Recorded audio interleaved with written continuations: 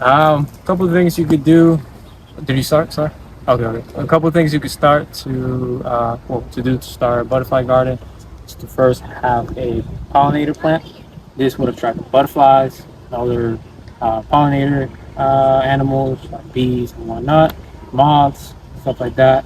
But if you want to attract butterflies, you need host plants. Each family, subfamily has its own specific host plants. Thankfully, you can find them if you have good eye. You can find the different host plants.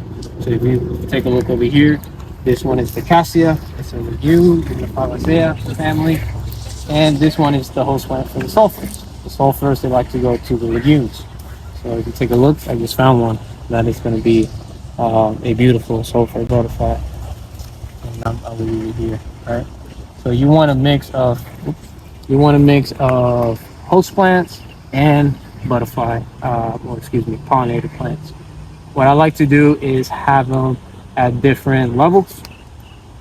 I would have one tall, one medium, and small, and then around it I will have annual uh, pollinator plants. For example, tropical sage does phenomenal in our weather, and it spreads like crazy. You want something that spreads, so you can create like a natural canopy essentially, and you want a lot of layers, right? You could also do things that climb up. For example, the corky stem is a great one for the host plants. You can do the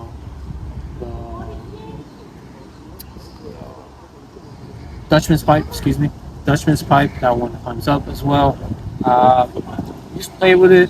Not everything. There's specific rules. You can break them. You can just play with it. I recommend having something in the middle as well, kind of how we have here, where you can walk in. You don't want to everything just be spread everywhere because then it'll compact the soil. You have to step on them. You don't want that, right? You just have something beautiful like this fire bush. That could be your centerpiece. Then when you walk around, you have different spots for different host species. For example, the sulfurs here. Then I have the milkweeds over here. Right. Then I have the corky stems over there. I have another one for the giant swallowtail there, which is a wild citrus. And yeah, just plain like that. For example, that could be here. Put this here and just trim it and make it into this shape. You can play with it. It's quite easy to do. You don't need all this space. You can start with a single bed. You can start with just a few potted plants. And let's say if you have a balcony, you can put it in your balcony. Let's say if you're doing pots.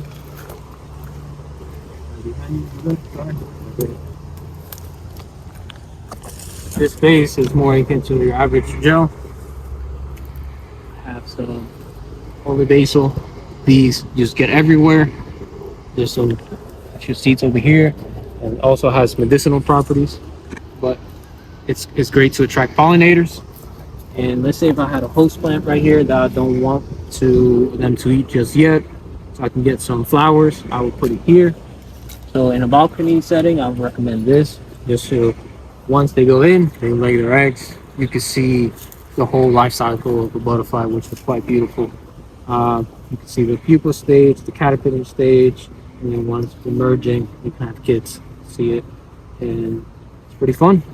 It's a beautiful experience.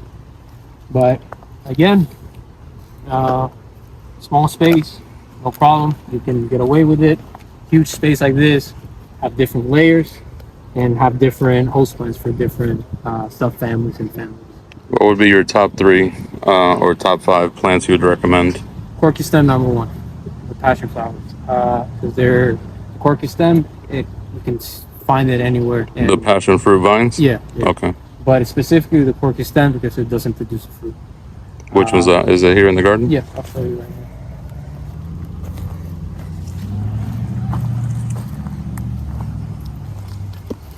Carefully, there's a log there. That's it. You see it? And this one, once the fruit is here, so boom, the birds will eat it, they will poop it, and it'll go everywhere. And you'll have a bunch of these. You can use this. It can climb up, but it can also sprawl out like this. I'll have it here. You see the caterpillars here. So you see the longwing. You kind of see also how I have it right here. It's climbing up the citrus tree, and it's quite easier to find them. And you see some milkweeds here that they've been eating, tropical sage. So there's different layers. You go up, you can scroll out, and you can put different families. That's the number one that I recommend. The second one will be having an ornamental citrus, just because I love the swallowtails. Does it have to be ornamental, the citrus? Yeah, because you don't want citrus in Florida unless you treat it with chemicals, synthetic chemicals, which you don't want, because then you'll be first killing the butterfly, and also if you get like a fruiting citrus, you want to eat it, and you don't want that in your body. So I prefer ornamental. So no fruits from these? No, this is wall lime. This is citruses. You can shape it whichever shape you want. And it's quite easy to maintain, honestly. The other one that I recommend, third, will be milkweeds, just because they're so iconic in our culture. Get native milkweeds. So if we take a look over here, don't get the ones from Home Depot. Those the tropical milkweeds. Get native ones from native nurseries that specialize in that, just so you don't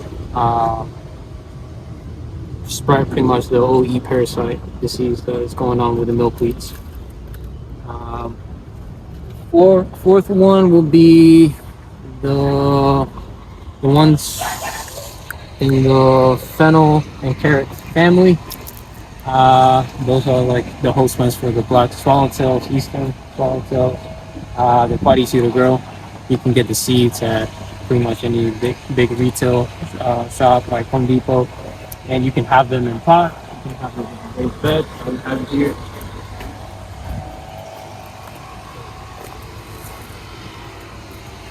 One, you got black fennel. Black fennel grows up to here. Another fennel.